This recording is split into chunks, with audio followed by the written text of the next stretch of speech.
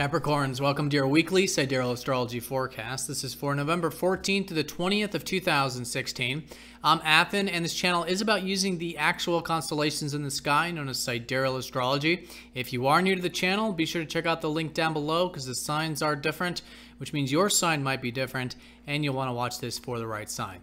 All right, so Capricorn, this week things kick off with a full moon, and this is going to be a full moon right on the cusp between your 5th house of your self-expression and your 4th house of your roots. And so it's the time of the year, so to speak, to do the status check. How is your self-expression going? How are your interests, your hobbies? What's working here, and what can you continue to cultivate?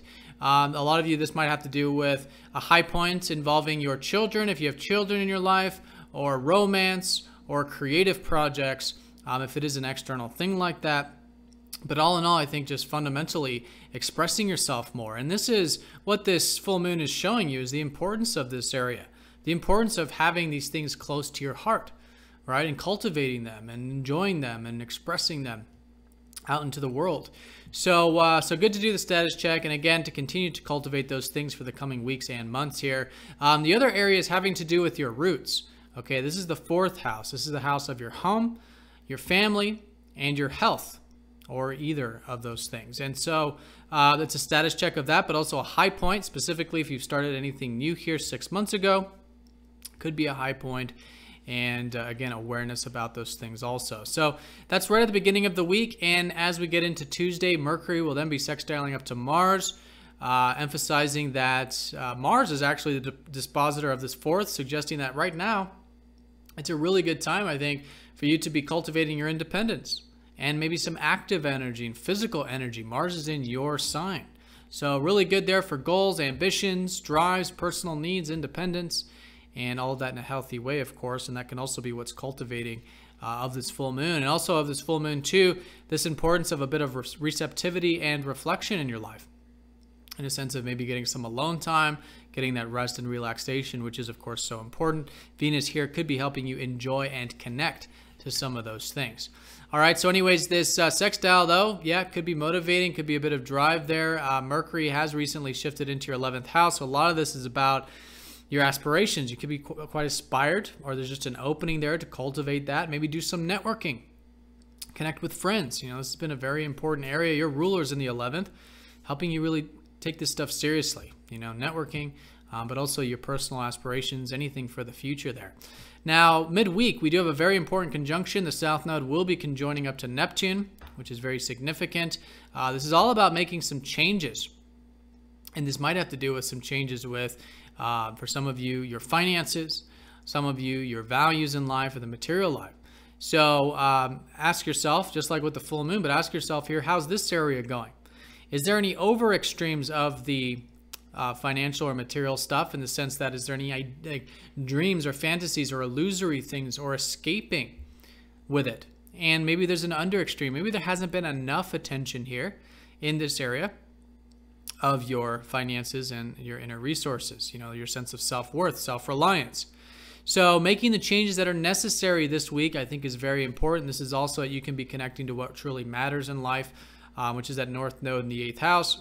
And even having a sense of healthy self-reliance, because we can't have self-reliance if we don't have any, we can't have, this is your 8th house. This is about relying on others, you know, interdependency. So we can't have healthy interdependency. We can't rely on others if we don't have any sense of self-reliance, and vice versa. All right, we can't have any self-reliance if we can't depend on anyone, and we don't have that connection to others in our life and the things we share, because so much in life is shared. Not just in our personal lives, but in the whole world. We're all interconnected. So it's that kind of balance there. And I think bringing, again, change, particularly with your self-reliance and the personal values of yours and the finances and all that, can help bring that balance back into that harmony. Now, right after that conjunction, we do have some squares with Mercury with it. And so this can be the needing to maybe step back if you're feeling like the mind is getting too caught up into details, right? Because Mercury square Neptune can sometimes create uncertainty or doubt or confusion about it, or maybe about not only the finances and resources, but also about your aspirations. So with that perspective, you know, stepping back without reacting, but at the same time, maybe making some changes with your aspirations and future things to facilitate all this. And it might be uncomfortable because it is a square, but I think taking action is really the name of the game, as long as it's done healthy, balanced, and again, with that awareness. Now, it's not all challenging. Venus is actually sextiling up to that conjunction on Friday, so there's a bit of easier energy here. I think this is about, again, more acceptance, more faith, more willing to let go and surrender, which could be a supportive element with all this. Your self-expression could also be supportive, and your career might also be supportive with that as well. Then as we get into the weekend, Neptune does start to go station direct. We'll go station direct on Sunday. And then as we get into these following weeks, things are certainly moving forward for you in this department. Okay, this has really been the name of the game, is surrendering, letting go, detaching, understanding that yes, your values and finances and all this do come in this divine timing. But what's really being developed is a greater acceptance, a greater faith, a greater willingness to let go in a healthy sense. But at the same time, yes, taking action, doing what needs to be done there within moderation. So know that things are moving forward. It may take some weeks for this to shift because it does take time for Neptune to gain momentum, but things are certainly moving forward in that department. All right, so that's the week in a nutshell, Capricorn. The way I would emphasize this week is a full moon at the beginning. This great time to do a status check with your self-expression and also with your roots, home, family, and health, and continue to move those things forward. Midweek, we have this conjunction with Neptune, the South Node. Great week for change. Change so that you can have healthy self-reliance, healthy values. And Mars in your first house, it's really good to get that motivation, that energy, that drive, physical exercise sometimes, if that's within moderation for you. These types of things can be very motivating and driven. All right, let's not forget the sun is still up at the top of your chart in the 10th, suggesting there's a lot of energy to be gained through your public life and your career life at the moment. So great areas there to continue to focus on.